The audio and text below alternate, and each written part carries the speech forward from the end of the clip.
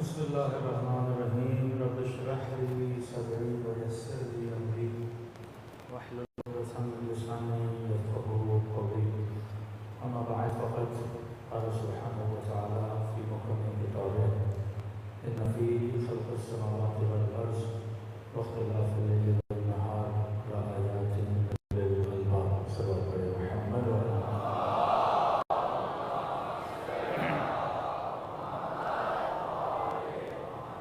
دعا ہے پروردگار عالم ہم سب کی عبادتوں کو اپنی بارگاہ میں قبول فرمائے اور جس مقصدی زندگی کی خاطر فرش اعلیٰ پہ تشریف لاتے ہیں خدا ان مقاصد میں بھی ہم سب کو کامیابی نصیب فرمائے۔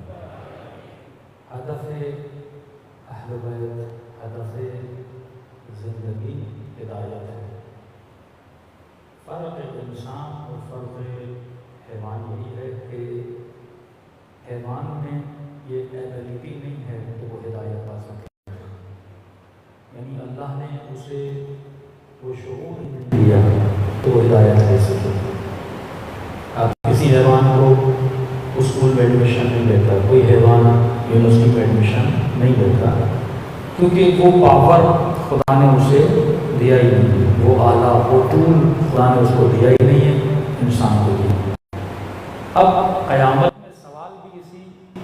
ٹول کا ہم سے کیا جائے گا، جو چیز میں نے دی تھی تم نے اس کا استعمال کیسا کیا؟ کہ آپ کو بہترین گاڑی دی جائے، اب آپ اس گاڑی کا استعمال کیسے کرتے ہو؟ اسی طرح خدا بولے گا کہ میں نے تجھے اتنی ہائی ٹیکنالوجی والی ایک مشین دی تھی جو میں نے کسی کو نہیں دی، جبکہ دیکھو کہ تیرا بدن ہاتھی سے چھوٹا ہے، جبکہ دیکھو کہ شیر تجھ سے زیادہ طاقتور ہے، جبکہ دیکھو کہ عقاب کی نظریں تجھ سے زیادہ ہیں، جسمانی طور پہ میں نے ان سب کو تجھ سے زیادہ طاقتور بنایا ہے، لیکن وہ کون سی طاقت ہے کہ تو شیر کو پنجرے میں بند کرتا ہے؟ وہ کون سی طاقت ہے کہ ہاتھی تیرا غلامی کرتا ہے؟ وہ کون سی طاقت ہے کہ یہ سارے اونٹ جو تجھ سے بڑے ہیں لیکن تیرے کنٹرول میں ہوتے ہیں؟ فرمایا وہ قدرت جو میں نے تجھے عطا کی ہے اسے عقل بولتے ہیں۔ اب عقل کو تو کیسے استعمال کرتا ہے؟ اور ایسا نہیں کہ صرف عقل دی، ان النفس لامارۃ بالسوء، ایک نفس بھی دیا ہے۔ عقل بھی اپنے سپاہیوں کے ساتھ لڑتا ہے، شیطان بھی اپنے سپاہیوں کو لے کر آتا ہے۔ اب تو نے یہ دیکھنا ہے کہ کہیں تو لشکر شیطان کی خدمت میں تو نہیں لگا ہوا۔ یہ 24 گھنٹے جو تمہارے گزرتے ہیں، ان گھنٹوں میں یا تو کبھی عقل کا سپاہی ہوتا ہے یا کبھی لشکر جہالت کا سپاہی ہوتا ہے، اور اسی بیس پہ خدا مجھے سزا دیتا ہے، جزا دیتا ہے۔ کہ میں نے 2 جملے پچھلے سال استعمال کیے تھے، تیری سلیکشن کیسی ہے، تیرا انتخاب کیسا ہے؟ Election and selection. الیکشن میں کیا ہوتا ہے؟ سلیکشن۔ سلیکٹ کون کرتا ہے؟ آپ نے کرنا ہے۔ اگر ضرورت مند نے کو سلیکٹ کیا، اس کے بعد تیرے اوپر جو بنایا کسی اور کو ملامت نہیں کرنا، پورے ابھی ہر گناہ کا قیامت کے دن کہے گا ظلمت نفسی ظلمت نفسی، میں نے اپنے اوپر ظلم کیا، ظالم خدا نہیں، ظالم کوئی اور نہیں، تو خود ظالم ہے۔ ایک چھری اس کے 2 استعمال ہے، چھری سے آم بھی کٹ سکتا ہے، چھری سے سیب بھی کٹ سکتا ہے، اور چھری سے کسی کا گلا بھی کٹ سکتا ہے۔ یہ تیرا استعمال ہے۔ تو خالق شر اور خالق خیر کی جب علم کلام میں بحث ہوتی ہے تو ہم نے کہا کہ اللہ نے روشنی بنائی، اندھیرا خود بخود آ گیا، یعنی لازم و ملزوم ہے۔ جب تک بلب جلے گا روشنی، بلب نہیں ہوگا تو عدم روشنی کو اندھیرا ہو جائے گا۔ اللہ نے سورج بنایا، حرارت بنائی، جہاں جہاں حرارت نہیں وہاں سردی خود بخود آ جاتا ہے۔ اب ہم نے کہا 3 سب سے اہم ترین مشینریز ہیں انسان کے پاس۔ ایک مشینری کا نام ہے غضب، غصہ، ایک مشینری کا نام ہے شہوت، ایک مشینری کا نام ہے ادراک۔ ان تینوں چیزوں کے ذریعے تمہاری پوری زندگی گزرتی ہے۔ تصویری ادراک کے ذریعے آپ جو دیکھ رہے ہو، میں آپ کو دیکھ رہا ہوں کہ ساری تصویر آپ کے ادراک میں سے وہ ہوتی جاتی ہے۔ شہوت اسی میں ہے، شہوت دیکھتا ہے، شہوت شکم ہے، بات کر کے شہوت ہے، آپس کو بھی شہوت بولتے ہیں۔ غصہ ہر انسان میں، کیونکہ اگر غصہ نہ ہو کون کمانے جائے؟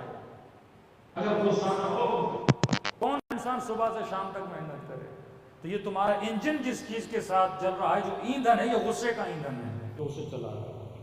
اب خدا نہ خواستہ یہ غصہ اگر تو ولی اللہ کے مقابلے میں لا رہا ہے تو لشکر جہل کا سپاہی ہے۔ علی بھی غصے میں آتے تھے، لیکن علی کی ضربت عبادت ثقلین بن جاتی تھی۔ کل ایمان کل کفر کے مقابلے میں جا رہا ہے، مطلب کل عقل کل جہل کے مقابلے میں جا رہا ہے۔ کہ جہالت یہ انتہا کہ ابو جہل جب مرنے لگا، غالباً عبداللہ بن مسعود بتاتے ہیں کہ جب اس کا سر کاٹنے لگے تو کہا عبداللہ میرا سر اوپر سے نہ کاٹنا۔ کہا کیوں؟ کہا نیچے سے کاٹنا۔ کہا کس لیے؟ کہ جب ہم مر جائیں گے تو گردنیں رکھی جاتی ہیں، میری گردن سب سے اونچی ہے۔ بندہ مر رہا ہے پر کیونکہ نشہ سے مرنے کے بعد بھی میرا نام میری گردن بدل رہا ہے۔ امر عبد علی نے کہا تیرے واپس چلا جا، تو جانتا ہے میں حق پر ہوں۔ علی واپس جب ایسا نہیں بچے سے گیا امیر المومنین کی مخالفت جب مرنے لگا نا تو علی نے کہا کاغذ سے میں نے لکھ کاغذ سے میں نے یہ سزا جاتی تھی تاکہ تیرا کاغذ پڑھ کے امت سدھر جائے، تیرے فالوور بہت ہیں، لکھ کاغذ۔ روایت میں ملتا ہے علی نے کہا دیکھنا چاہتے ہو رسول خدا کا مقام کہاں ہے؟ کہتے اسے سکھایا رسول وہاں پہ بیٹھے، اور دیکھنا چاہتے ہو میرے دشمن کا مقام اسے جہنم میں لکھا ہے۔ لیکن علی میں نہیں لکھوں گا مرنے کے بعد لوگ کیا کہیں گے میرے بارے میں۔ شب عاشور حسین نے 2 انگلیوں کے درمیان جنت کھائی اپنے ساتھ، دیکھ میرا مقام۔ لیکن جب چراغ بجھایا گیا سارے چلے گئے اور مقام یقین والے رک گئے، پھر امام نے یقین کو عین یقین کی منزل سے لایا کہ اب جو رک گئے وہ اپنا جنت میں مقام لے، اب جس نے جنت دیکھی ہو اس کا شعور جہاد کیسے ہو۔ یہ ادب دکھاتے جنت میں اپنا مقام ہے۔ اس نے کہا کئی بار شیطان کو انبیاء نے بولا ابھی آجا آدم کی قبر پہ سجدہ کر لے، ہم اللہ سے معافی منگوا لیتے ہیں۔ یہ غصہ جب اگینسٹ عقل کے چلنے لگتا ہے انسان کی زندگی کو تباہ ہو جاتا ہے۔ کس کو نہیں پتا کہ میں غلط ہوں؟ ہمیں پتا ہوتا ہے اپنی غلطی پر، لیکن غلطی سدھارنے کی ہمت کسی میں نہیں ہوتی۔ کہ ابن سعد کو نہیں پتا جناب بی بی زینب عاشورہ کے دن جب مولا حسین کو پتھر مار رہے تھے، فرما ابن سعد دیکھ رہا ہے اور میرے بھائی کا گلا کٹ رہا ہے، رو رہا تھا جب امام حسین کو پتھر لگ گئے، جانتا تھا حسین کا مقام کیا ہے۔ تو ابن تو دیکھ رہے ہو حسین کا گلا کٹ رہا ہے، تو جانتا ہے حسین کا مقام کیا ہے۔ لیکن اگر سپاہی لشکر جہالت بن جائے تو بندہ امام کے مقابلے میں آ کے کہ ہم نے کہا شیطان کا سب سے بڑا ہتھیار یہ غصہ و شرم۔ آج معاشرے میں فلموں کو دیکھیں، ڈراموں کو دیکھیں، سب سے زیادہ جو چیز اور جس چیز کے ذریعے جوان نسل کو تباہ کیا جا رہا ہے یہی ہے۔ آج اخبار اٹھاتے ہیں، بھاولپور کی یونیورسٹی کا واقعہ آپ کے سامنے ہے۔ اب 3,500 یا 4,500 تحقیق ہوگی، سچ کیا ہے جھوٹ کیا ہے، لیکن FIR میں تو یہ ہے کہ ایک یونیورسٹی کے اندر ایک retired major head of the university 3,500 بچیوں کی تصویریں اس کے موبائل میں ہیں۔ کہاں جا رہا ہے معاشرہ؟ کیونکہ حکومت عقل نہیں ہے، حکومت جہل ہے۔ پروفیسرز کی، ٹیچرز کی وائس کال لیکس ہوتی ہیں، 4 نمبر اس بچی کو دینے کے لیے اس کا استفادہ کرتا ہے، اور وہ بچی 4 نمبر لینے کے لیے اپنی عفت پہ کمپرومائز کرتی ہے، کیونکہ اللہ کا ایمان نہیں رہا، ڈگریوں پہ ایمان ہے، نوکریوں پہ ایمان ہے، بہت سے حکومت میں جو گناہ کر کے ڈگریاں حاصل کرے، جو گناہ کر کے سیلری حاصل کرے، اس لوگوں میں کہ میں نے پچھلے سال کہا تھا کہ سوسائٹی کو اس طرف لے جایا جا رہا ہے کہ عورتوں کو گھروں سے نکال کے ایک وقت ایسا شاید پاکستان میں آ جائے جیسا ویسٹرن سوسائٹی میں ہے کہ میں نے آسٹریلیا میں پرتھ میں جب تقریر کی، میں نے کہا عورت کا سب سے بڑا جہادی اپنے گھر میں بیٹھے اپنے بچوں کی تربیت کرے، مرد کا جہادی ہے کہ رزق حلال کی تلاش میں جائے، عورت کی ذمہ داری نہیں ہے کہ مال کمانے کے لیے جائے۔ ایک خاتون نے خط لکھا، مولانا اب جس سوسائٹی میں میں رہ رہی ہوں میں بچوں کی تربیت کر رہی ہوں، لیکن جب ہم 5 خواتین آپس میں بیٹھتی ہیں ایک دوسرے سے پوچھتی ہیں تم کیا کرتی ہو، تم کیا کرتی ہو، تم کیا کرتی ہو، اور جب میں یہ بولتی ہوں میں ہاؤس وائف ہوں تو مجھے عیب کی نگاہوں سے دیکھا جاتا ہے، کوئی گوار ہے، کوئی کنزرویٹو ہے، کا عیب کی نگاہوں سے۔ معاشرے میں حسن اور کبھی جب جگہ بدل دیتا ہے نا، جس طرح پاکستانی معاشرے میں اگر کوئی آفیسر رشوت نہ لے تو یہ عیب ہے۔ FC کا آفیسر کہتا ہے بلوچستان میں پوسٹنگ لگی مولانا، پھر کوئٹہ میں پوسٹنگ لگی، کہتے ہیں میں رشوت نہیں لیتا تھا، بارڈر پہ اتنی رشوت ہے۔ اوپر سے آفیسرز کے فون آئے کہ تم کہاں سے آئے ہو؟ کہ مجھے عجیب نگاہوں سے دیکھتے تھے جیسے میں کوئی اس دنیا کی مخلوق ہوں ہی نہیں کہ رشوت نہیں لے رہا۔ سسٹم جب جہالت کا سسٹم بنے تو فرمایا آخری زمانے میں مومن کو عجیب نگاہ سے دیکھیں کیونکہ پاگل آدمی ہے، شعور نہیں رکھتا۔ یہ جہالت کا زمانہ شہوت کے ذریعے سے میں بارہا مجلسوں میں عرض کر چکا ہوں، یونیورسٹی مہد گناہ ہے، مہد گناہ۔ معاشرے میں فحاشی پھیلانے کے لیے یونیورسٹیز بنائی گئیں، علم کا جھانسا دیا گیا، حالانکہ چاہتے تو مردوں لڑکوں کے لیے الگ بناتے، لڑکیوں کے لیے الگ بناتے۔ اسلام علم کا دشمن نہیں ہے، اسلام اس ماحول کا دشمن ہے جس ماحول میں گناہ ہوتا ہے۔ بچپن میں آپ بچیوں کو اسکول بھیجتے ہو، ہاں بچیوں کا اسکول الگ ہوتا ہے سرکاری طور پہ، 5th تک بچے بچیاں الگ ہوتے ہیں، لڑکے لڑکیاں الگ، حالانکہ بچپن میں ساتھ پڑھیں تو مسئلہ بھی نہیں ہے۔ اور جیسے بالغ ہوتے ہیں شہوت اپنے عروج پہ ہوتی ہے، سمجھے ایک بندے کے پاس پیٹرول ہے، اسے آپ وہاں بھیجتے ہو کہ اگلے کے پاس تیلی ہے ماچس کی، پیٹرول اور ماچس کو ساتھ بھیج دیتے ہیں۔ اور بچپن میں بچوں کو ہم کہتے ہیں الگ بیٹھو الگ بیٹھو، اور بڑے ہو جاتے ہیں ساتھ بھیج دیتے ہیں۔ شادیاں بھی نہیں کراتے بچوں کو، یونیورسٹی کے ماحول میں چھوڑ دیتے ہیں۔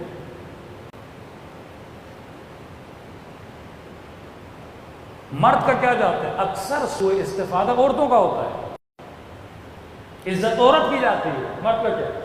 اس کا ایمان جاتا ہے، کیونکہ خدا عورت کے مزاج کو جانتا تھا، جس طرح خدا نے اس کی بناوٹ بنائی تھی، سینسیٹیو ہے، ایموشنل ہے، اس کے دماغ پر عقل کی حکومت کم ہے، ایموشنز کی حکومت زیادہ ہے، بقول امیر المومنین کے بہت جلدی دھوکہ کھا جاتا ہے۔ کتنے کیسز ہیں لامعدود، آپ کے معاشرے میں سوشل میڈیا میں جا کے دیکھیں کتنے کیسز، 80% گناہ یونیورسٹیز میں ہوتے ہیں۔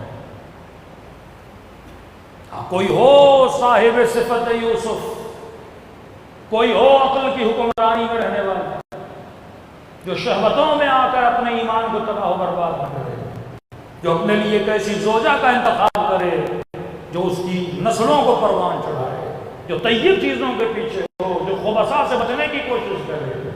پھر یہ گھر میں تربیت ہو تو بچے کو جو نا، ایک بچے کے ہاتھ میں پسٹول دو لیکن اسے چلانا نہیں آتی، وہ خود کو بھی نقصان دے گا، آپ کو بھی نقصان دے گا۔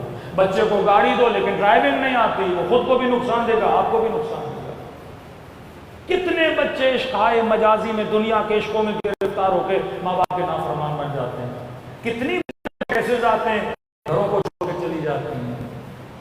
شیطان انہی چیزوں کے ذریعے، اب سب شیطان کیا ہے؟ یہ مالدار لوگ، یہ سیٹھ لوگ، یہ بزنس مین لوگ، انہی سے یونیورسٹیز بناتا ہے، انہی سے یہ چیزیں بنواتا ہے۔ یونیورسٹی میں سب سے زیادہ اٹریکشن جوان کے لیے کیا ہے؟ یہی تو اٹریکشن، میں آپ کو سیدھا فارمولہ بتاتا ہوں، 2 یونیورسٹیز کھولیں، ایک یونیورسٹی میں کو ایجوکیشن رکھیں، دوسری یونیورسٹی میں الگ الگ رکھیں، داخلہ کس کا زیادہ ہوگا؟ نیچرل چیز ہے کوئی جوان اتنا متقی نہیں میں اس یونیورسٹی میں جاؤں گا جہاں لڑکیاں نہیں ہوتی،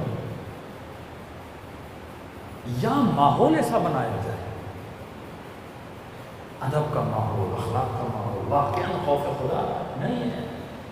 یہ وہ نظام ہے امام زمانہ۔ امام زمانہ کیا کریں گے؟ آ کر عقل کے سپاہیوں کو معاشرے پہ حاکم کریں گے۔ مولا بھی یونیورسٹی بنائیں گے لیکن اصول پروردگار عالم کا خیال رکھتے ہوئے محرم اور نامحرم کے فاصلے کو دیکھیں گے، یہ نہیں کہ مولا ہر چیز کو بند کر دیں گے۔ امام خمینی نے جیسے انقلاب آیا، شروع کے سالوں میں 2 سے 3 سال یونیورسٹیاں بند تھیں، اور انہوں نے حکم دیا سب کو کہ الگ سسٹم بناؤ، بچے الگ ہو۔ پھر عراق و ایران کی جنگ ہو گئی، پھر وہ بیمار پڑ گئے، اس کے بعد بھی ایران میں مسئولین نے یا محتمین نے چیزوں کا خیال نہیں کیا۔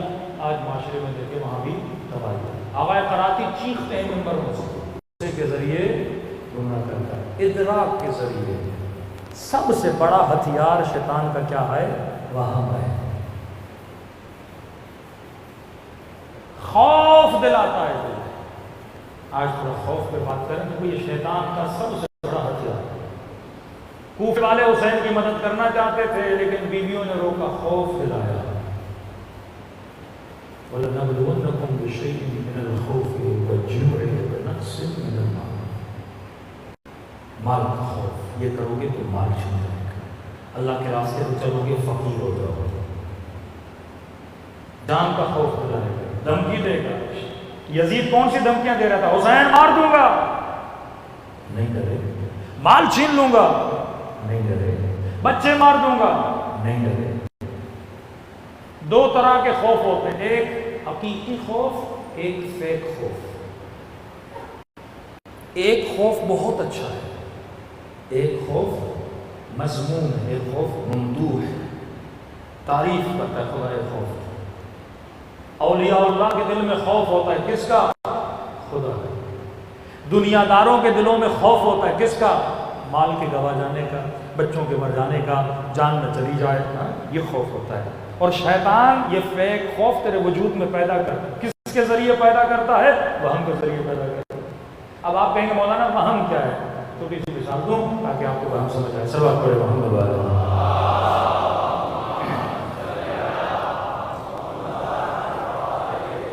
دیکھیے آپ کا ذہن، آپ کا مائنڈ، آپ کی امیجنیشن، آپ کا خیال کس طرح ورک آؤٹ کرتا ہے۔ رات کو آپ گھر کے اندر ہو، 4-5 دوست آپس میں بیٹھو، ایسا ہی اچانک آپ نے جنوں کی باتیں کرنا شروع کر دی۔ فلاں کو جن لگ گیا، فلاں درگاہ پہ گئے جن لگا ہوا تھا، یہ ہوا، دادا کو جن لگا، فلاں دوست کو جن لگا، یہ ہوا یہ ہوا۔ اب باتیں ہوئیں، جانے کا وقت ہوا، دوست چلے گئے، آپ کمرے میں سکون سے سو رہے تھے، اچانک لائٹ چلی گئی،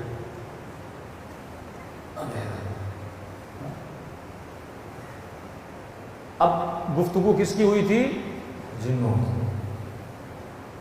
امیجنیشن فل ایکٹیو ہے۔ اب وہم آتا ہے بیچ میں، عقل کو پیچھے دھکیلتا ہے۔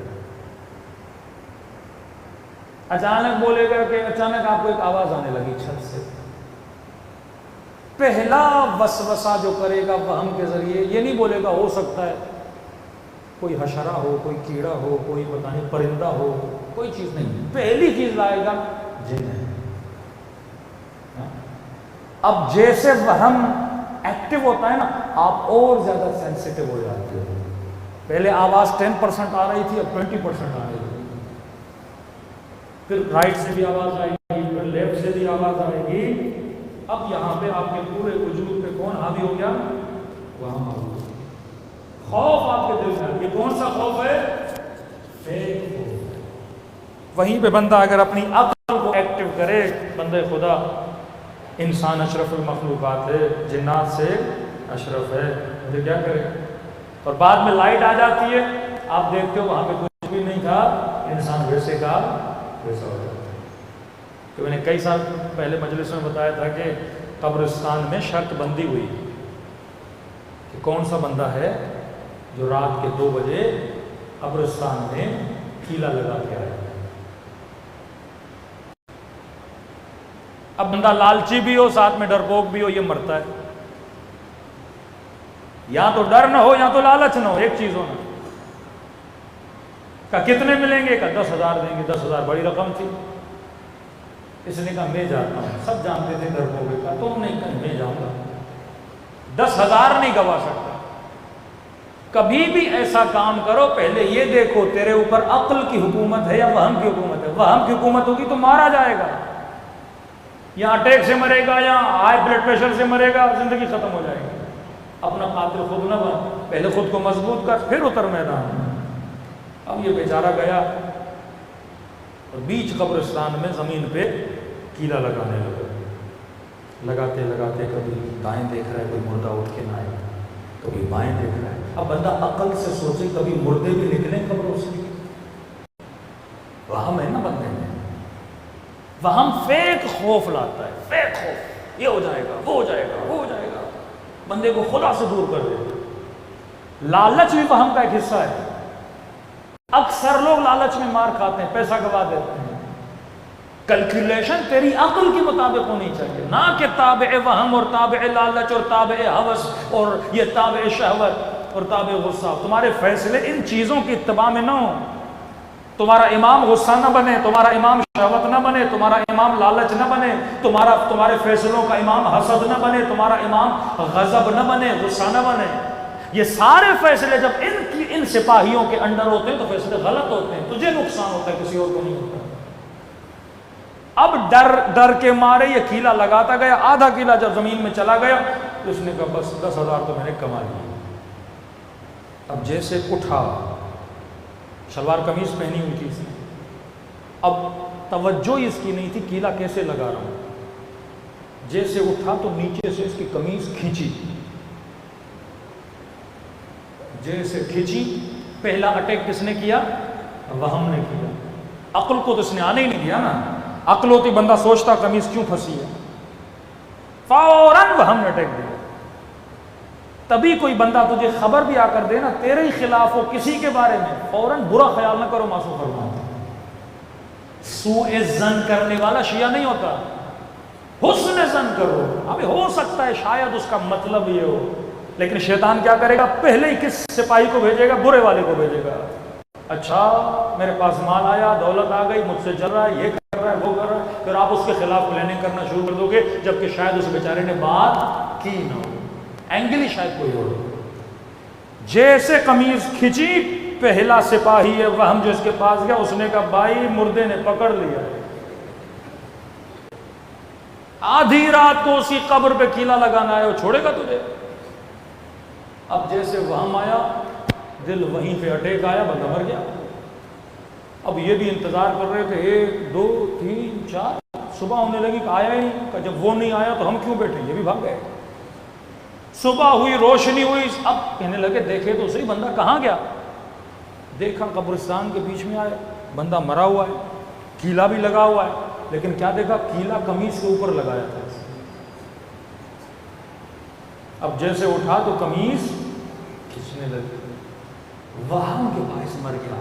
شمر دکھانی ہے نا، آئی فون ہے میرے پاس، مہنگی واچ پہنی ہے دکھانی، اب کیا سمجھتا ہے؟ وہم، کہ اگر لوگ میری آئی فون دیکھیں گے میری کیا کریں گے؟ عزت کریں گے۔ ایک ہمارے ہمدرد دوست کا فون آیا، مولانا آپ کے پروٹوکول کے لیے گاڑیاں تھوڑی کم ہیں، 4 5 بھیج دو۔ میں نے کہا کیا ہوگا؟ کیا ہوگا گاڑیوں سے؟ تو بڑا خطیب بن جائے گا، میرے اندر علم آ جائے گا۔ یہ سارے وہم کے شکاری ہوتے ہیں۔ اب خطیب یہ سوچے میرا مجمع بہت ہے، بس میں تو کامیاب ہوں۔ جبکہ امام حسین نے کہا کہ وہ خطیب جو اپنے گھر میں اپنے بچوں کے سامنے میری مجلس کرواتا ہے، میں حسین اس کی مجلس کرواتا ہوں۔ یہ سب وہم ہے کہ یہ ہوا تو یہ ہو جائے گا، وہ ہوا تو وہ ہو جائے گا، فلاں سواری پہ بیٹھوں گا تو پتہ نہیں میری عزت بڑھ جائے گی۔ کتنے حکمران تخت حکومت پر آتے ہیں تو سمجھتے ہیں بس ہم ہی ہیں نا، جیسے ہمیشہ ہم اس تخت پہ رہیں گے، ہمیشہ اس کرسی پہ رہیں گے۔ کیا ہوتا ہے؟ یہ ان کا وہم ہوتا ہے، پولیس والا مجھے سلوٹ کر رہے ہیں میری وجہ سے، chief of army staff salute کر رہے ہیں میری وجہ سے. بھئی یہ سلوٹ کرسی کو ہے, تجھے نہیں. اسی وہم میں فرعون گرفتار تھا. اب بندہ مر جائے گا, منکر و نکیر آئیں گے, یہ تو نہیں بولیں گے آپ ریٹائر آفیسر تھے, آپ 18 گریڈ کے آفیسر تھے, آپ کا اتنا پروٹوکول تھا, آپ کے اکاؤنٹ میں اتنے پیسے تھے. تو منکر و نکیر کہیں گے ملائکہ ذرا عزت سے سوال کرنا. کون سا عمل لے کر آئے ہو؟ فارسی کا ایک شعر ہے, اگر تیرا باپ آفیسر تھا یا بہت بڑا تھا تو اس باپ سے تجھے کیا ملا ہے؟ اکثر پولیس والے روکتے ہیں کہ تجھے نہیں پتا میرا باپ کون ہے. وہ تیرا باپ ہے نا, تو کیا ہے؟ تیری فضیلت کیا ہے؟ بار بار بندہ اترائے کہ علی میرا مولا, علی میرا مولا ہے. تو خود کیا ہے یہ بھی تو بتانا. وہ تو علی کی فضیلت ہے. کتنے ہمارے شعر و شاعری اسی پہ بیس ہے. منکر و نکیر آئیں گے, نعرہ حیدری مار کے بھگا دیں گے. میں نے کہا جیسے منکر و نکیر علی کو مانتے ہی نہیں ہیں, کوئی علی والا ہے. سب سے بڑے علی والے منکر و نکیر ہیں. جتنی ولایت ملائکۃ اللہ کے دل میں اہل بیت کے کسی کے دل میں نہیں. انما یتقبل اللہ من المتقین, خدا کن کو عمل قبول کرتا ہے تو صاحب تقوی ہے. تو یہ سوچو کہیں تیرے دل میں فیک خوف تو نہیں ہے. خوف بھی کون سا ہو؟ عاقلانہ. عاقلانہ خوف کیا ہے؟ بندہ خدا سے ڈرے. میرا مال, میری جان, میرا ناموس, میرا نفع, میرا نقصان, سب کا مالک کون ہے؟ اللہ. جب نماز پڑھتے ہو جملوں پہ غور کیا کرو نا. جب سجدے سے اٹھتے ہو کہ حول اللہ قوتہ اقوم و اقعد, میں کس کی طاقت سے اٹھ رہا ہوں اور بیٹھ رہا ہوں؟ خدایا تیری طاقت سے. سب کچھ تو ہے. آج واللہ کہاں ہے یزید؟ لیکن جگہ جگہ حسین نظر آ رہا ہے. یہ وہ طاقت پروردگار اللہ ہے. اللہ پہ ایمان رکھو, تابع وہم نہ بنو, تابع عقل بنو. صلوات پڑھے محمد والے.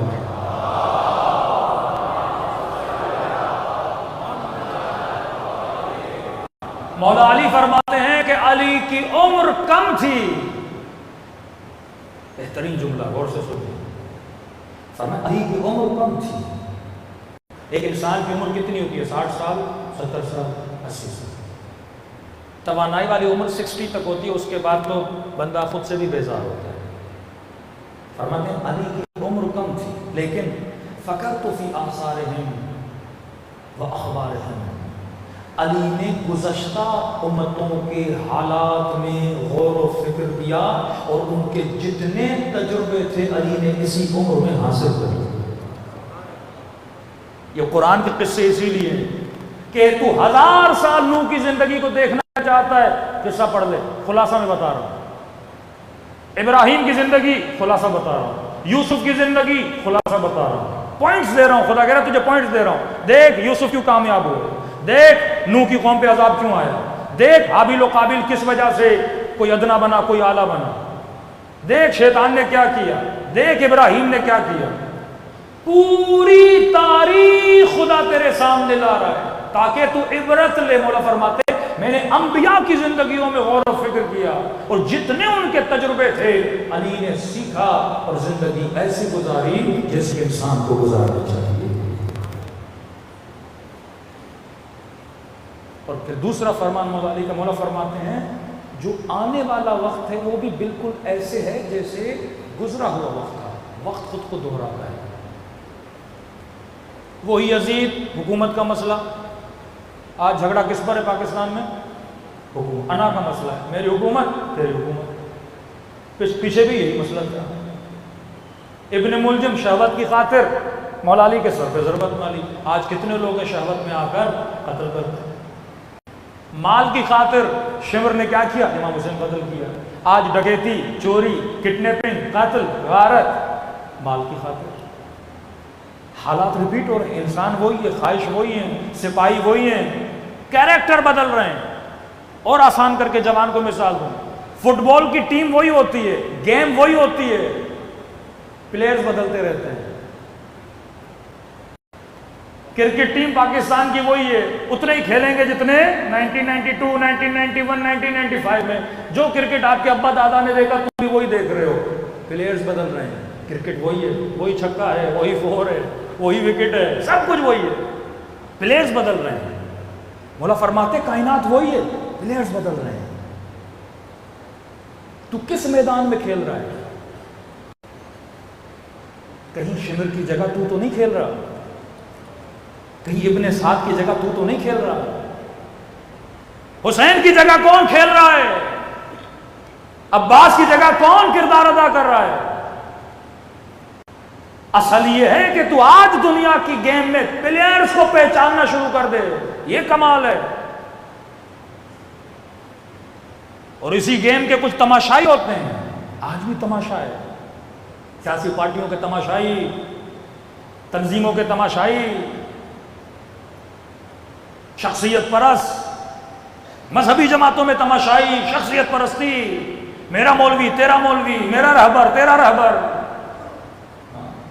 حق و باطل کی پہچان کر، دیکھ تو کس میدان میں کس پلیئر کو سپورٹ کر رہا ہے. دوسری بات، جب آپ پاکستانی ٹیم کو اپریشیٹ کرنے جاتے ہو تو آپ اس ٹیم کے رنگ میں رنگ جاتے ہو کہ نہیں؟ شرٹ وہی ہو جاتا ہے، ہاں گرین شرٹس بندہ پہن لیتا ہے، چہرے پہ کبھی کلر کرتا ہے، ہاتھوں پہ کلر کرتا ہے، جھنڈیاں اٹھا لیتا ہے، دنیا کو بتاتا ہے کہ میں کس ٹیم کو سپورٹ کرنے والا ہوں. آج تیرا رنگ کون سا ہے؟ تیرے رنگ سے، تیرے حلیے سے، تیرے لباس سے، تیری باتوں سے، تیرے چہرے سے، تیری شکل سے لگ رہا ہے کہ نہیں تو کس ٹیم کا ہے؟ یزید کی ٹیم کا ہے، حسین کی ٹیم کا ہے. یہ سپاہی ہر زمانے میں ہے، تو کس ٹیم کا سپاہی ہے؟ کس لشکر میں؟ ہم یزید پہ لعنت بھیج رہے ہیں پر یہ نہیں سمجھ رہے حسین ابن علی یزید کے مقابلے میں کیوں گئے، کن عادات کی وجہ سے، کن صفات کی وجہ سے. آج شیعہ علی کا ہے پر ایک شرابی کو سپورٹ کرے، شیعہ علی کا ہے پر ایک ظالم کو سپورٹ کرے.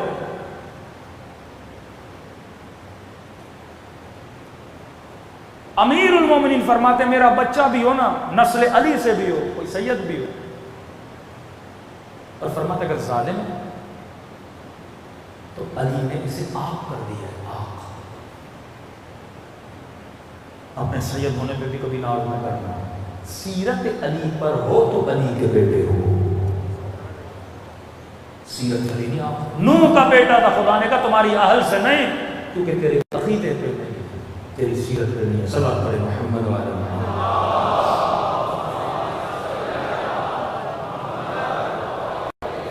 ایک اور مثال دوں پھر میں روایت کو پڑھنا شروع کر دوں تاکہ بات آپ کے ذہنوں میں بیٹھ جائے کہ امام نے فرمایا نا کہ پچھوں کی زندگی اگلوں کی زندگی یہ ریپیٹ ہوتی ہے. اس کی مثال ایسے ہے کہ آپ اسٹیشن پہ کھڑے ہو، مثلا یہ ٹرین کے جو ڈبے آتے ہیں 15 ڈبے 20 ڈبے، جب یہ اسٹیشن سے گزرتے ہیں تو ایک ڈبہ گزر جاتا ہے اور جو اگلے ڈبے میں ہوتا ہے وہ کیا سمجھتا ہے کہ میں اسٹیشن سے گزر گیا ہوں، حالانکہ پچھلا ڈبہ بھی اسی کی طرح گزرتا ہے، جبکہ ٹرین کیا ہے؟ ایک ہے. کوئی پہلے گزر گیا، کوئی بعد میں گزرے گا، گزرنا سب نے اسٹیشن سے ہے لیکن ٹرین کیا ہے؟ ایک ہے. ہم سب جڑے ہوئے ہیں، آدم سے لے کے خاتم تک، خاتم سے لے کے قیامت تک ہم سب ایک ٹرین کو مسافر ہیں. بس فرق یہ، کوئی جلدی جا رہا ہے کوئی بعد میں آ رہا ہے لیکن شکلیں سب کی ایک ہیں، ڈبے ویسے کے ویسے، ڈبہ ڈبے جیسے. حلیہ بدل جاتا ہے، نام بدل جاتا ہے. ایک زمانے میں نام شمر تھا، ایک زمانے میں نام صدام تھا، ایک زمانے میں نام مرسی تھا، نام بدلتا ہے. ایک زمانے میں نام یزید ہے، کبھی نام امریکہ بنتا ہے، نام بدلتے رہتے ہیں. ظالم چہرہ بدلتا ہے، عادتیں وہی ہوتی ہیں، خواہشیں وہی ہوتی ہیں. سپاہی تو وہی ہے نا جہالت. 75 سپاہی ہیں، انہی سپاہیوں کے ساتھ وہ اللہ کے سپاہیوں کے ساتھ جنگ کرتا ہے. اب ہم نے کہا خوف دو طرح کے، عاقلانہ خوف خدا کا. خوف دو اثر ڈالتا ہے تمہارے وجود میں. اللہ کا خوف تجھے خوشی دیتا ہے، نشاط دیتا ہے، شاداب بناتا ہے. مولا علی خوش، امام حسین سب گوا دیا، چہرے پہ خوشی. بی بی زینب ما رأیت الا جمیلہ، خوشی. لیکن ایک دنیا کا جو خوف ہے اہل بیت فرماتے ہیں وہ تمہارے وجود میں غم پیدا کرتا ہے. حدیث الخائف لا عیش لہ، جو بندہ خوف زدہ ہوتا ہے معصوم فرماتے ہیں اس کی زندگی میں مزہ نہیں ہوتا. بس آپ کو موت کا خوف لگا رہے، ڈاکٹر کہ بھائی کبھی بھی اللہ کو پیارے ہو سکتے. اب یہ خوف اگر آ جائے زندگی جی پاؤ گے؟ ہاتھ میں موبائل اور بندہ بولتے آج کل چوری بہت ہو رہی ہے، 24 گھنٹہ بندہ ڈرا رہے کہ ابھی چھنا، خوف ہو، سکون تباہ ہوا. بچہ بیمار ہو ڈاکٹر کہ کبھی بھی روح نکل سکتی ہے، خوف. نوکری ملی ہو پر کانٹریکٹ پکا نہ ہو، کبھی بھی باس نکال سکتا ہے، خوف. فرمایا جس کے اندر خوف ہوتا ہے، کس کا خوف؟ دنیا والوں کا خوف، نوکری کا، پیسے کا، مال کا، بیماری کا، لا عیش لہ، اس کے پاس خوف نہیں. لیکن لمن خاف مقام ربہ، لیکن جو اللہ سے ڈرتا ہے خدا اس کو 2 جنتیں عطا کرتا ہے. جنتان، ایک جنت عالم برزخ میں، ایک جنت قیامت کے بعد اسے نصیب ہوگی. امام خمینی پیرس سے ایران آ رہے ہیں، لوگوں نے پکی رپورٹ دی آپ کے جہاز کو شاہ گرا سکتا ہے، ایک بم لگنا تھا خمینی کا جہاز زمین پر. لیکن اس جہاز کا کیپٹن کہتا ہے میں نے کبھی اتنا اطمینان کسی بندے کے چہرے پہ زندگی میں نہیں دیکھا تھا. خوف نہیں، اللہ کی مرضی، چلو دنیا سے چلے گئے، اللہ کو پیارے ہو جائیں گے، آج نہیں کل تو انسان کو جانا ہے. لیکن دنیا کا خوف الخائف لا عیش لہ. معصوم فرماتے 3 طرح کے خوف انسان کو ڈپریشن میں ڈالتے ہیں، 3 طرح کے خوف انسان کو افسردہ کرتے ہیں، 3 طرح کے خوف انسان کی زندگی کو بے جان بنا دیتے ہیں، مزہ ہی نہیں ہوتا اس بندے کی زندگی. پہلا خوف الحقد، یہ سپاہی جہالت. حقد بغض رکھنے والا بندہ کہ کبھی خوش نہیں رہتا، نفرتیں دل میں پالنے والا بندہ کبھی دل میں خوش نہیں. اور ہمارے گھروں میں سب سے بڑا مسئلہ حقد کا ہے. ساس بہو کا مسئلہ حقد، نند کا اس کے ساتھ مسئلہ حقد، بھائی کا بھائی حقد، بغض بندہ جو دل میں پالے. اب فرماتے یہ جو 3 بیماریاں اگلے کو نقصان نہیں دیتی، یہ تجھے دیتی ہے. ایک مرتبہ آپ کسی کی غیبت کرتے ہو، اس کا نقصان کرتے ہو، مثلا اس کی عزت کو آپ معاشرے میں خراب کر رہے ہو. لیکن جب آپ کسی کا بغض رکھتے ہو اس بندے کو تو کچھ بھی نہیں ہو رہا. اب بندہ علی کا بغض رکھے، نقصان علی کو ہے یا بندے کو ہے؟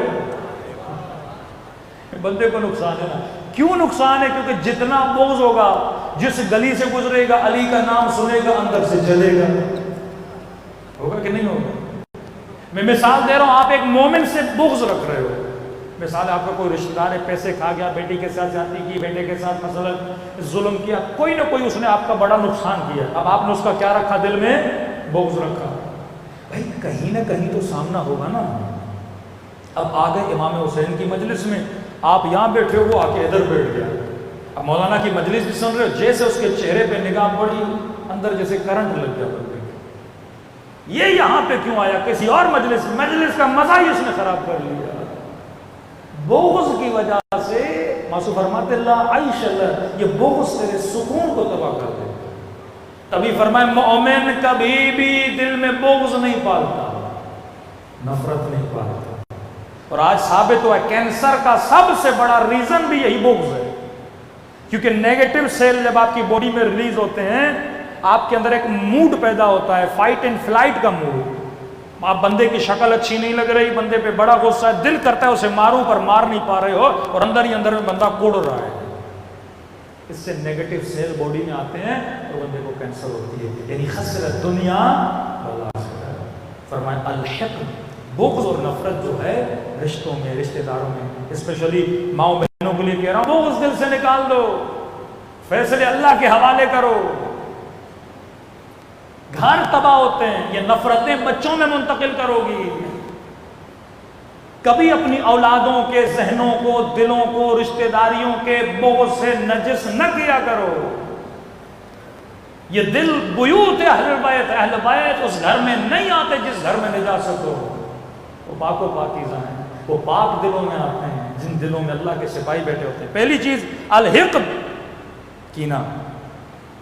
معصوم کا فرمان ہے بغض ام العیوب ہے، تمام تر بیماریوں کی ماں یہ بغض ہے، نفرت۔ آج شیعہ سنی میں جو بغض پھیلانے والے نا، یہ شیطان کے سائے ہیں نا۔ بندہ 10 بار سوچے میں ایسی مجلس بھی نہ پڑھوں کہ 2 مسلمانوں کے دل میں بغض پیدا ہو۔ ام العیوب ہے، اور خطیب منبر پر آئے صرف مجمع کی واہ واہ کے لیے ایسے نکتے پڑھیں کہ مجمع واہ واہ کرے، اور 2 مسلمانوں کے دلوں میں بغض پیدا ہو۔ بھائی گھنٹے کی مجلس ہے، آپ مجلس کو کاؤنٹ کرو، 20 منٹ کے نعرے بازیاں، کیا فائدہ ہے اس مجلس کا؟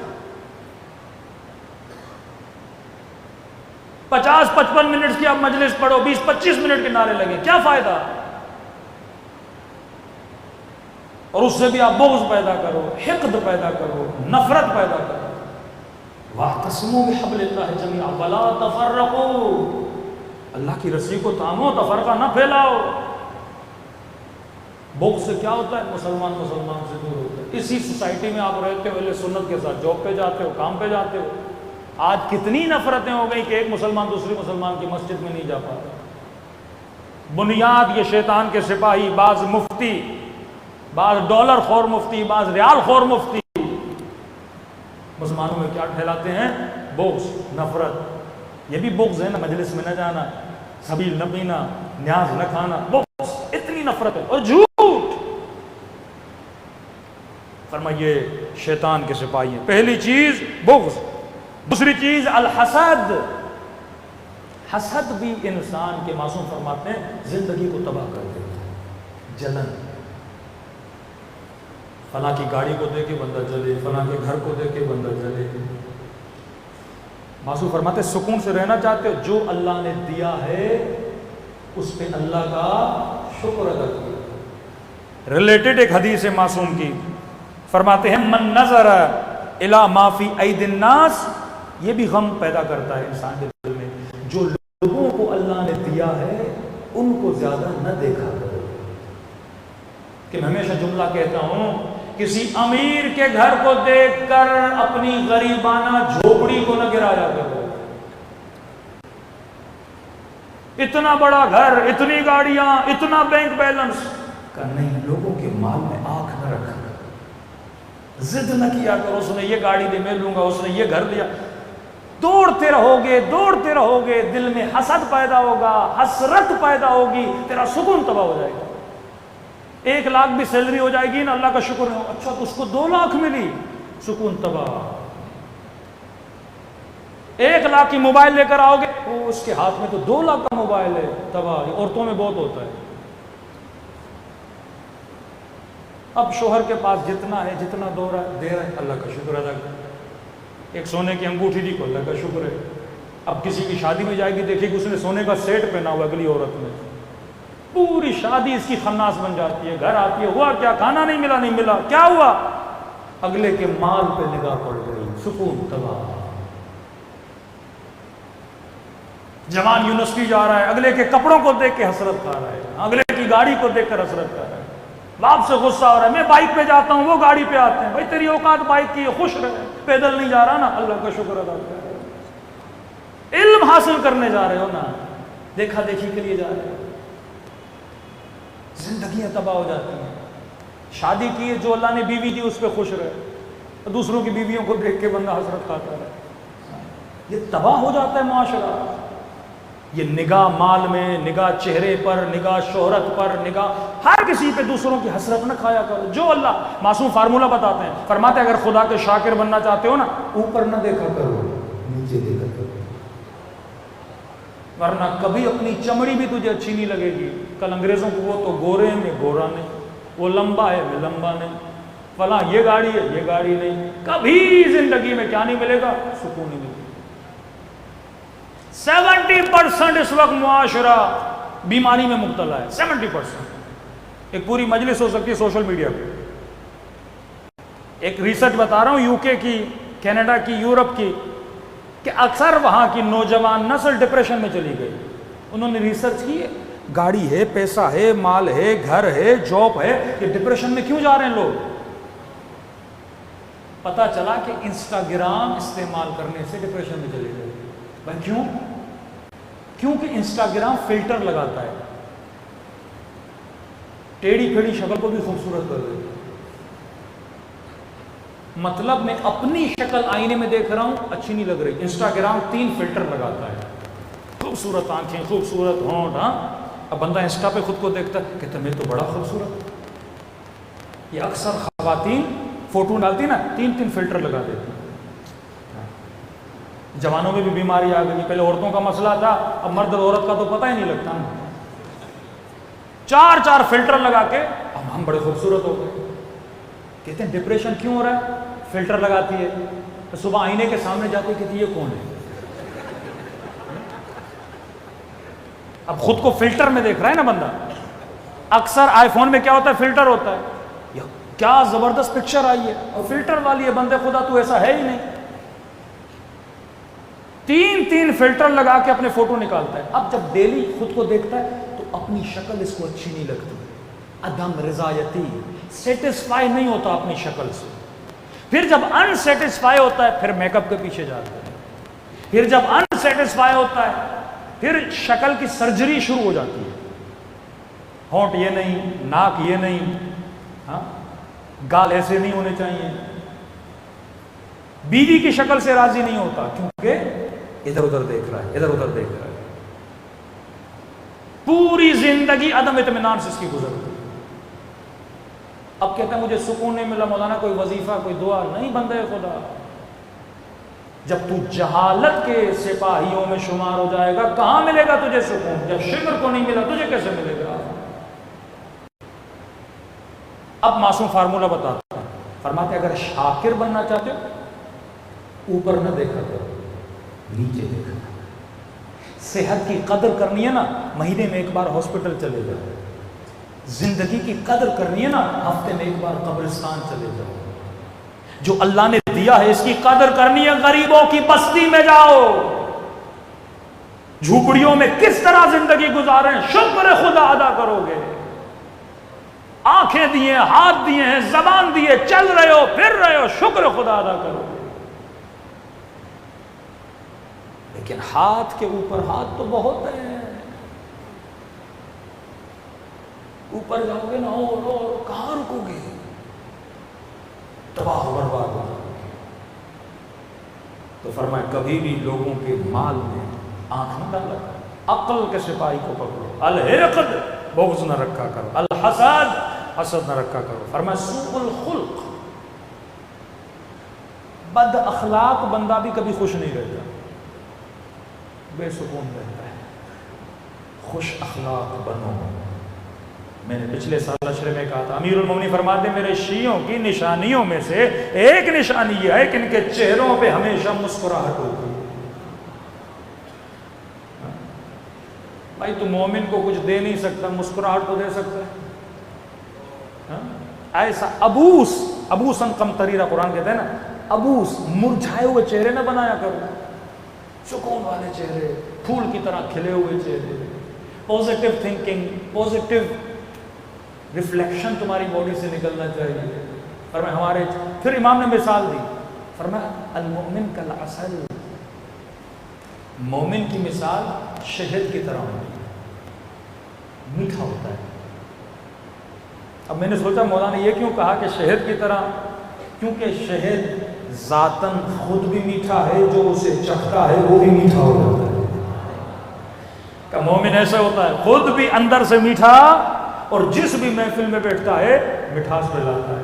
لیکن فاسق و منافق بدبخت جہالت کے لشکروں پہ چلنے والا، 4 لوگوں کا موڈ اچھا ہوگا یہ بیٹھے گا سب کا موڈ ہی خراب کر دے گا، یہ علی والا ہوتا ہی نہیں ہے۔ بچے والدین کے چہروں کو دیکھنے کے مشتاق کہ بابا کب آئے میں اس سے ملوں، اماں کب آئے میں اس سے ملوں۔ لیکن آج بال بچے کہتے ہیں مولانا باپ سے ہی خوف آتا ہے۔ مرد کا اخلاق گھر میں اچھا ہونا چاہیے۔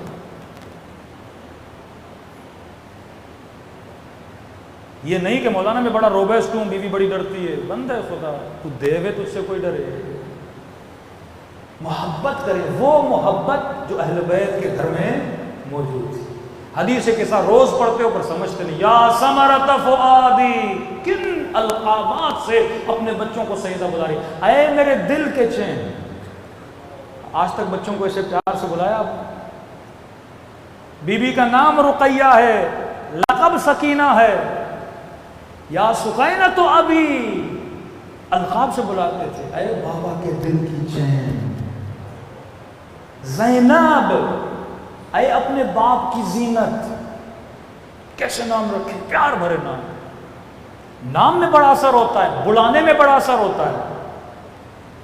آپ ایک آدمی کا غصہ 1 منٹ میں ٹھنڈا کر سکتے ہو اگر اسے اچھے نام سے بلاؤ، اچھے القاب سے پکارو، اس کی 2 جملہ تعریف کر دو، میرا مزاج بدل جاتا ہے. لیکن ہم اتنے کنجوس ہیں، 2 جملے تعریف کے میں نہیں بولے جاتے، گھر میں ماں کے ساتھ، بیوی کے ساتھ، بچوں کے ساتھ. ہاں، ایک جوان کہہ رہے مولانا میرا بڑا دل کرتا ہے اپنے باپ کا ہاتھ چوموں. میں نے کہا جاؤ، مجھے شرم آتی ہے بولا.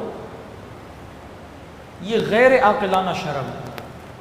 عقل جب حکم کر رہا ہے کہ ماں کے پاؤں میں جنت ہے، ہاں، باپ کے ہاتھ چومنا عبادت ہے، کیوں اس عبادت سے خود کو محروم کر رہے ہو؟ ایک فضول قسم کی شرم، ایک فضول قسم کا خوف جس میں شیطان نے تجھے کیا کیا ہے، مبتلا کیا.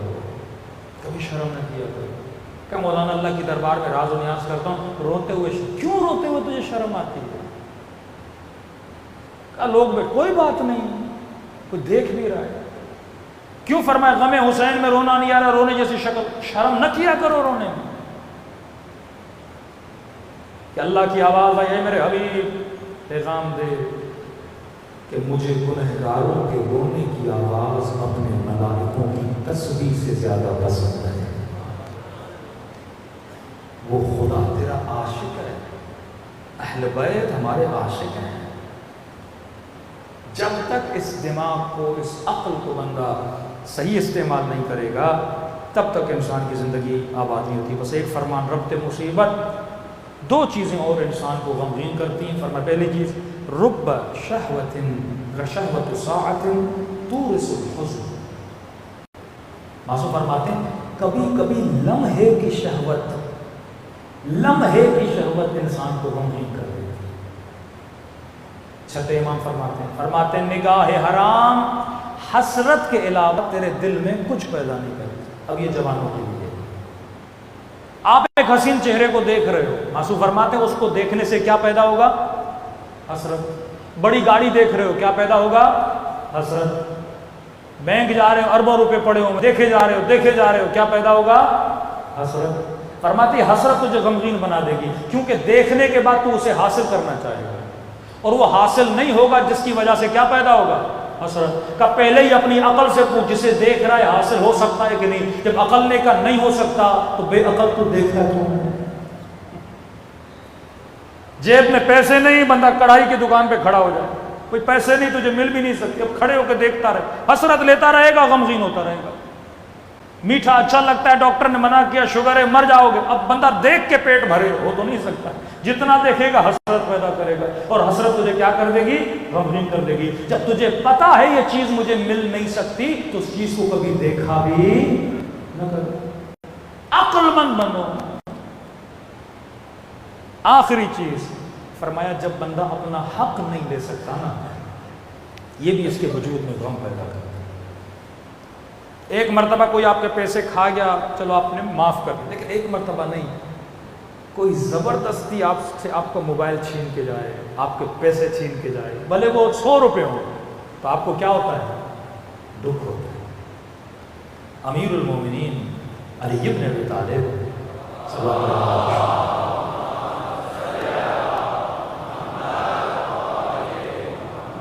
فرماتے ہیں مولا گلی سے گزر رہے تھے. اب اہل بیت کتنے محتاط تھے کہ اگر کوئی مومن غمگین ہے تو علی آگے بڑھتے تو اس کا غم دور کر. ہم ایسے ہیں، میں خوش میرا بچہ خوف، تاکہ لوگ غمگین ہیں. یہ کیا سیرت ہے اہل بیت؟ نہیں. گلی سے گزر رہے ہیں، علی کی نگاہ ایک جوان پر پڑی، دیکھا سارے بچے کھیل رہے ہیں خوش، لیکن یہ غمگین ہے، چہرے پہ غم ہے. آگے بڑھے گا، جوان ادھر آیا، کہا کیوں اتنا غمگین ہے؟ کہا میں یتیم ہوں. امام نے کہا اس کی ماں کو بلایا جائے. ماں کو بڑھایا کہ تیرا بیٹا اتنا غمگین کیا، یتیم تو اور بھی ہے لیکن اتنا غم کا مولا میرا شوہر تاجر تھا، 4 دوستوں کے ساتھ تجارت پہ گیا، کافی عرصہ کوئی خبر نہیں تھی۔ جب اس کے دوست واپس آئے انہوں نے کہا کہ آپ کا شوہر سفر میں مر چکا ہے، تھوڑے بہت ہمارے پاس پیسے تھے، ہم نے غسل دیا، کفن دیا، اسے دفن کیا، لیکن مولا مجھے اس کی بات پہ شک ہے کیونکہ میرے شوہر کے ساتھ بہت زیادہ مال تھا، منال تھا، پیسے تھے، کہاں گئے؟ انہوں نے 1 روپیہ نہیں دیا۔ امام نے کہا فیصلہ نہیں کروایا، کہ گئے تھے قاضی شرح کے پاس، وہ 4 تھے، میرے پاس کوئی گواہ نہیں تھا، امیر المومنین مجھے حق نہیں ملا۔ میرا بیٹا تبھی مایوس، حق جب بندے کو نہ ملے نا مایوس ہوتا۔ آج پاکستان میں مایوسی کیوں؟ عوام کو حق نہیں مل رہا، عدالتوں سے صحیح فیصلے نہیں آتے، چھاونیوں میں جا پولیس سے حق نہیں ملتا۔ جب لوگوں کو حق نہیں ملتا نا، ڈپریشن، انزائٹی، پورا معاشرہ ایک یأس اور نا امیدی اور غم کا شکار ہو جاتا ہے، قومیں تباہ ہو جاتی ہیں۔ علی نے کہا بلاؤ ان 4 کو، یہ علی ہے، عدالت کو نافذ کرنا جانتا ہے۔ 4 آئے، مسجد کے 4 ستون سے، ایک کو یہاں باندھا، ایک کو یہاں باندھا، ایک کو یہاں، ایک کو وہاں باندھا علی نے۔ اب اس زمانے کی انویسٹیگیشن علی بن ابی طالب کر رہے ہیں، عقل علی بن ابی طالب، 4 کو باندھا۔ پہلے کے پاس گیا، ہاں بھائی بتا کیسے مرا تھا؟ اس نے کہا ایسے۔ دوسرے کو کہاں دفن کیا تھا؟ وہاں۔ تیسرے سے پوچھا کہاں دفن کیا تھا؟ اس نے کوئی اور جگہ بتایا۔ چوتھے سے پوچھا، اس نے کچھ اور بتایا۔ امام نے کہا 4 جھوٹ بول۔ جھوٹ کو پکڑا، انہوں نے اعتراف کیا علی ابن ابی طالب مال کی لالچ کی خاطر ہم نے دوست کو قتل کیا۔ امام نے کہا ان پہ حد شرعی جاری کروں گا، اور اس خاتون کو اس کا حق واپس دلایا، تب جا کے اس جوان کے چہرے پہ خوشی آئی۔ آج ہم شیعہ غمگین ہیں کیونکہ حسین کو مارا گیا، سیدہ کے گھر کو آگ لگائی گئی۔ آج تک آگے رسول کو حق نہیں ملا کیونکہ ان کے قاتلوں کی تعریفیں ہوتی ہیں۔ فرمایا خوشی کب ملے گی؟ یہ خوشی کہ جب فرزند زہرا پر ظہور ہوگا، جب حق حقدار کو واپس ملے گا، تب مومنوں کے لیے خوشی کا دن ہوگا۔ لیکن فرمایا مومن جس کے دل میں خوف خدا ہے یہ بانشات رہتا ہے، کیونکہ کب موت آتی ہے، کیا ہوتا ہے، اس سے پرواہ نہیں ہوتی، یہ ڈرتا ہے تو اللہ سے ڈرتا ہے۔ اصل خوف جہنم کا خوف، جہنم کی آگ کا خوف۔ ایک روایت پڑھ رہا تھا، اس میں لکھا تھا کچھ اپنے غیروں کی بات نہیں کر رہا، کچھ بے عمل شیعہ 300 سال عالم برزخ میں چلتے رہیں گے۔ 300 سال کے بعد خدا اہل بیت کو اجازت دے گا کہ اب اس کی شفاعت کر سکتے ہیں۔ شفاعت تو ہونی ہے نا، لیکن کتنے سال بعد؟ تو فرمایا آؤ مجلس حسین توبہ کرو اپنے گناہوں سے، خطاؤں سے۔ خدا کہتا ہے جب تک زندہ ہو مہلت ہے، روح نکل گئی مہلت ختم۔ تو فرمایا ایسا واسطہ حسین جیسا، یہیں پہ شفاعت لو نا، منتظر کیوں کہ برزخ میں شفاعت؟ یہیں اس مجلس حسین میں IRC کی امام بارگاہ میں امام حسین کے آنسوؤں کے ذریعے سے شفاعت لو اور جنت حاصل کرو کہ خدا یہ بری عادت، یہ گناہ آج کے بعد ترک کروں گا، عاقلانہ زندگی گزاروں گا۔ جنت تیری ہے، دیر یا زور ہر کسی نے دنیا سے جانا ہے۔ فرمایا مچھر کے پر کے برابر بھی اگر ہلکیں گیلی ہو جائیں خدا اس کا اجر بھی ضائع نہیں کرتا۔ دلوں کو کربلا لے چلیں، خلوص سے دل سے اپنے مولا کو سلام کریں۔ السلام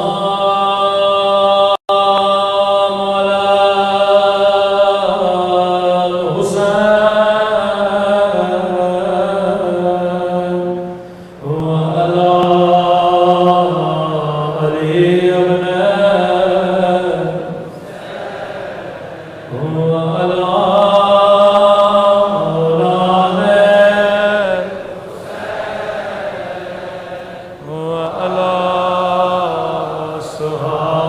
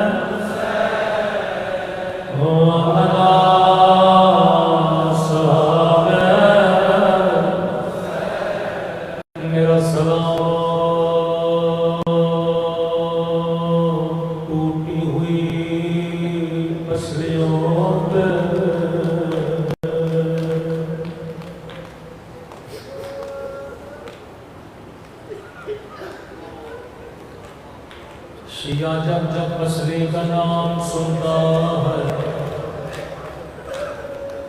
اسے کربلا نہیں مدینہ یاد آتا ہے۔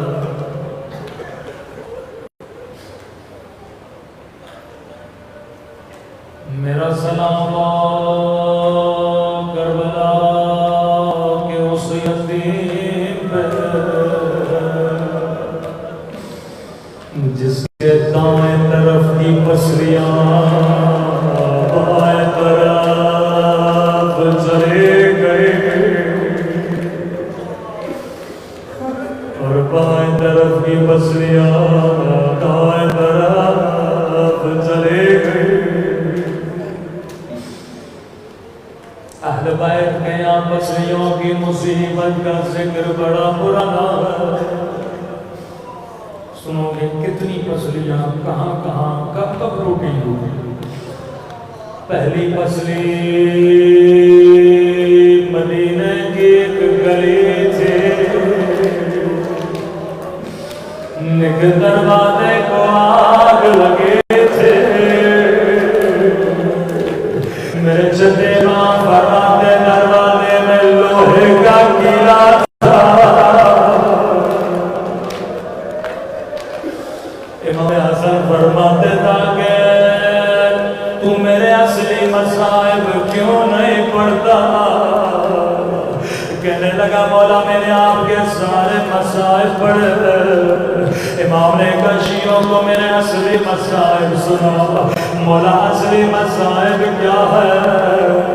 رو کے کہنے لگے میرے اصلی مصائب مدینے کی گلی میں ہے۔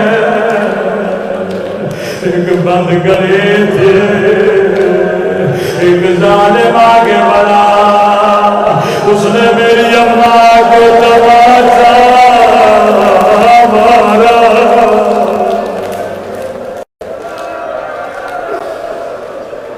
حسین چھوٹا تھا میں بڑا تھا، مدینے کی گلیوں میں فریادیں کر رہا تھا، کوئی آئے میری اماں کو بچا لے۔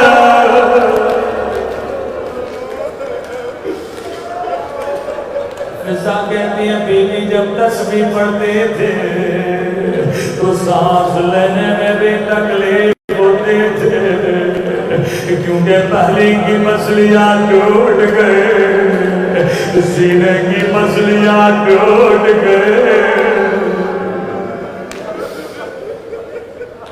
دوسری پسلی کب ٹوٹے؟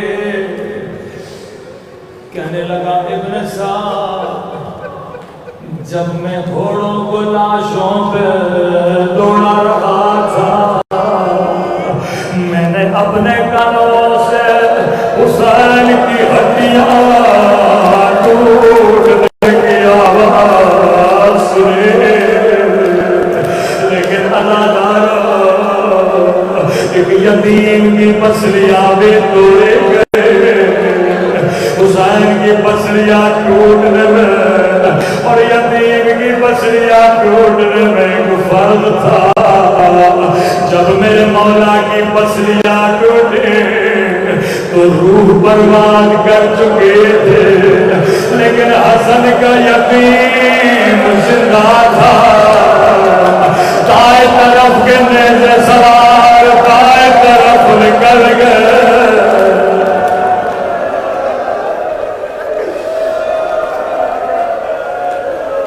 اللہ جانے امام حسن پہ کیا گزرے، بچپن میں اماں کی پسلیاں، کربلا میں بیٹے کی پسلیاں۔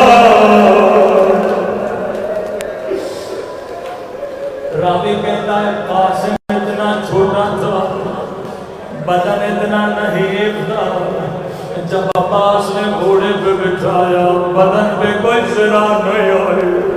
اب تصور کرو بدن پہ ذرا نہیں، اللہ جانے یہ نیزے پسلیوں میں کیسے لگے۔ کہا کربلا کا جو بھی شہید جب گھوڑے سے گرا اس نے امام حسین کو آواز دی، لیکن قاسم اتنا چھوٹا تھا، جب گھوڑے سے گرا روکے گا اماں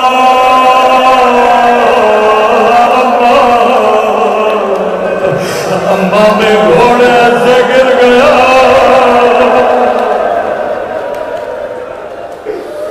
امام حسین دوڑے دوڑے میدان میں پہنچے۔ راوی کہتا ہے حسین کو کہیں قاسم کا لاشا نظر نہیں آیا، آواز قاسم کہاں ہو، جواب نہیں آیا۔ ایک مرتبہ قاسم امام ہو کے کہہ رہا مجھے جواب دو، دائیں طرف سے آواز آئی جی میرے مولا، بائیں طرف سے آواز آئی جی میرے مولا۔ حسین نے ابا کا دامن بچھایا، کٹی ہوئی انگلیاں اٹھائے، کٹے ہوئے گوشت کے ٹکڑے اٹھائے، گٹھڑی کو باندھا، نجف کی طرف منہ کیا، کہنے لگے بابا علی خیبر فتح کرنا آسان ہے، خندق فتح کرنا آسان ہے، لیکن بابا یتیم کی لاش اٹھانا بڑا مشکل ہے۔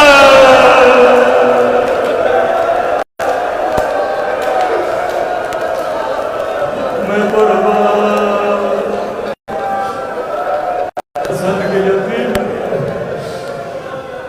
بڑی مشکل سے گٹھڑی باندھے، کاندھے پہ رکھے، آخری جملے اور زحمت کو تمام کرو، خیمے کے در پہ گئے، اماں پتا ذرا بہن زینب کو بلانا، لیکن ماں کو نہ بتانا۔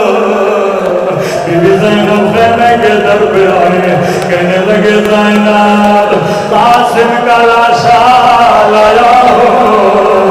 بی بی زینب نے کہا حسین تیرے ہاتھ تو خالی ہے، لاشا کہاں ہے؟ فرمایا بہن زینب یہ جو گٹھڑی میرے پیر میں دیکھ رہی ہو اس میں قاسم کا لاشا ہے، لیکن ماں کو نہ بتانا۔ فضا کہتی ہے گٹھڑی کھلی، بیوی کی نگاہ پڑی، ماں نے فریاد بلند کی، ہائے میرا یتیم بچہ، ہائے میرا غریب بچہ۔ ماتم حسین